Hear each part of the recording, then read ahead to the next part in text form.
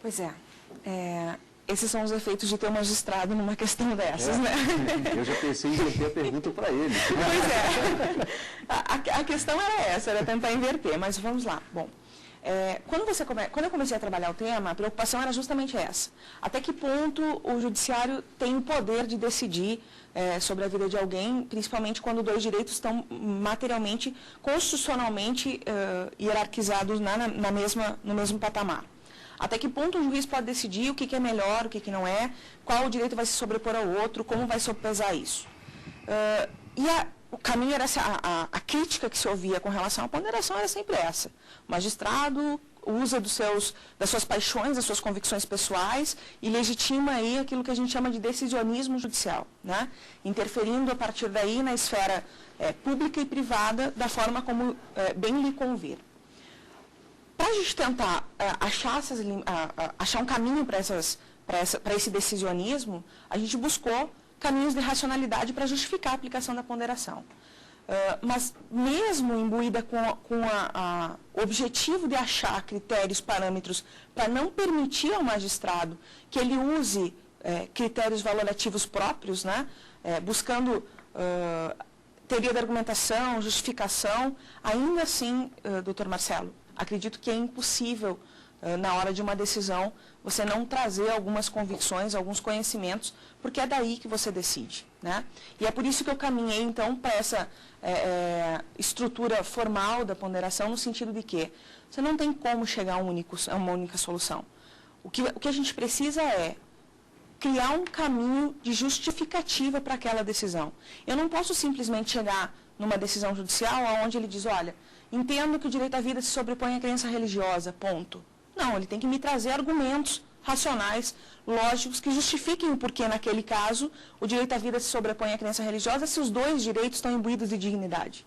Se os dois direitos trabalham com a questão da materialização, da concretização da dignidade da pessoa humana, que, como já foi dito, é sustentáculo do Estado democrático de direito. Então, eu não acho viável que a gente caminhe para uma busca de uma solução em que o judiciário esteja amarrado, né? Agora, eu também não posso permitir que a gente caminhe para uma questão de discricionariedade absoluta da aplicação da proporcionalidade. E aí, claro, que na dissertação, a minha preocupação está vinculada aos casos judiciais. Mas hoje, até pelo convívio com os advogados públicos, meu marido é advogado público e trabalha muito com a questão de controle na administração pública, a minha preocupação maior é os gestores públicos se utilizando na administração pública da proporcionalidade, da ponderação, para tomar medidas absolutamente arbitrárias, né, e injustificáveis. Isso para mim é impossível. Então, dizer que o judiciário está amarrado a critérios objetivos, não está. Ele analisa caso concreto e cada vez que ele analisa o caso concreto, ele traz, claro, os seus critérios de valoração pessoais, né? Não entendo que o Poder Judiciário esteja absolutamente imparcial às suas convicções pessoais. O que não pode acontecer é ele trazer simplesmente convicções pessoais e não justificar isso de forma a legitimar a decisão que ele tomou. Seria as convicções pessoais como um amparo, um apoio também, mas não necessariamente a única fundamentação. Claro. Toda decisão ela vem fundamentada por alguma razão, né? Por um dever ser. Ele precisa demonstrar, justificar quais são as razões que o levaram para aquela decisão. E aí, claro, emoções pessoais, elas devem ser afastadas na medida do possível, né? Para fazer com que os direitos fundamentais sejam preservados. Vamos supor, então, que nesse caso nós tenhamos aí o da transfusão de sangue, um juiz espírita. Como é que ficaria, então, essa decisão se, né, nesse caso, é antagônico? O espiritismo não prevê nada disso. Né, ou até adepto à própria crença religiosa que proíbe, né? Também. Justamente. Agora, a questão da imparcialidade do juiz, né, tem esses critérios práticos que advêm desde da nascença do magistrado até a formação profissional dele, né? Claro. Então, isso é muito difícil ele separar isso na hora no momento do julgamento, né? Doutor Marcelo, é possível separar isso? Olha, eu tenho guardado mais uma pergunta aqui. E eu vou me dar o direito de inserir o comentário junto com a pergunta. Quer fazer isso agora? Pode ser, se o professor Érico me autorizar, o professor Fernando. Então, prosseguindo. É que estamos aqui ansiosos por sua resposta. Primeiro, a gente tem que distinguir imparcialidade de neutralidade. A imparcialidade, o juiz não tem interesse na solução da causa, quer dizer, o fato de uma ação ser procedente ou improcedente não muda nada na vida dele. Esse é um dever de todo juiz, sem isso não existe função jurisdicional. Tá? Agora, não há como o juiz ser neutro, a justiça não pode mais ser vendada. Muito pelo contrário, o juiz tem que ter o olho cada vez mais aberto. Não só para identificar aquilo que está escrito no processo, mas aquilo que está oculto nas alegações. Porque o que me parece que a teoria da argumentação falha muito ainda é em estudar a argumentação oculta, aquela escondida do juiz. Né? Sobre esse tema da vida e liberdade... contexto, né? Tentaria ser mais específico. Né? Por exemplo, a professora Fernanda aborda o choque ali que pode ocorrer entre proteção à vida e liberdade religiosa. Né? Quais são os valores que regem uma pessoa, um cidadão, uma instituição, um advogado privado ou público, ou um juiz, promotor, enfim, todo aquele que tem que interpretar a tomar uma decisão. Tá? Isso vem da cultura dele.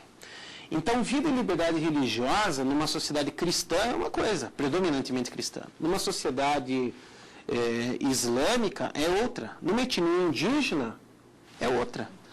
Para nós é absurdo que uma mãe que tenha gêmeos, trigêmeos, assassine um dos seus filhos. Mas em certas etnias indígenas, isso é absolutamente inadmissível. Ou seja, a mãe tem que necessariamente, por imposição da tábua axiológica, das convicções religiosas, morais, familiares, a mãe é obrigada a abandonar um dos filhos e até mesmo a matá-lo. Como que o juiz vai julgar isso? Com os olhos dele, de uma vida urbana, ocidental, ou em respeito às peculiaridades? Será que a gente tem que buscar na doutrina europeia a solução para essa resposta, se na Europa não tem nem índios? Então, é difícil. Como bem abordou o professor Érico, cada vez se torna mais complexa a formação do julgador. Cada vez o julgador tem que ser menos arrogante, mais humilde, ouvir os atores sociais envolvidos, os grupos sociais. E não tem como esconder que muitas vezes uma decisão final, infelizmente, é regida pelas convicções morais ou religiosas ou pessoais do julgador. A prova disso é que, embora o Supremo Tribunal Federal já tenha reconhecido, por unanimidade de seu plenário, a extensão de vários direitos fundamentais aos casais homoafetivos, né, ou homossexuais, ainda tem algum julgador que pensa que não, por determinada razão, ele não está obrigado a aderir a isso, ou isso seria inconstitucional e ilegal. Então, eu gostaria de frisar a professora Fernanda, o professor Érico e o ilustre apresentador, que assim como não existe uma unanimidade nos agentes da administração e não existe uma unanimidade do legislador, não existe um perfil único de juiz. Né? O judiciário cada vez mais tem que refletir esses múltiplos grupos da sociedade. Temos que ter juízes espíritas, juízes ateus, juízes cristãos, juízes muçulmanos, juízas, né? Porque sem essa representatividade o judiciário vai continuar sendo um poder conservador e velho, ultrapassado. E não é isso que a sociedade exige.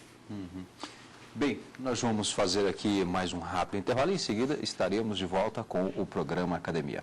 Até já.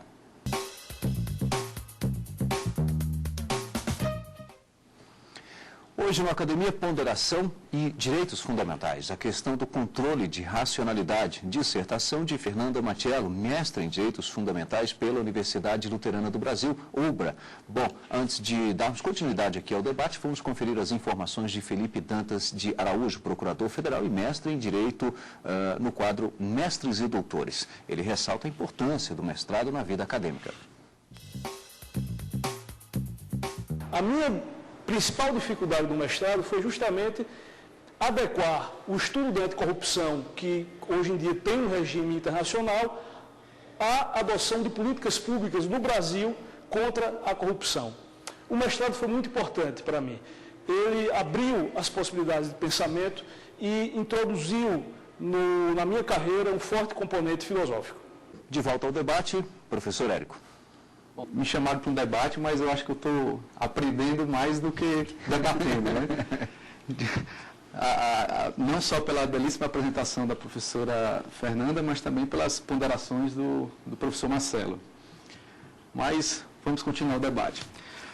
Uma segunda ponderação que eu me coloco a fazer para a doutora Fernanda está relacionada, sobretudo, o que você já, inclusive, explanou, o próprio Remarque já colocou, que vem interligado a essa questão de conflitos de interesses e direitos fundamentais.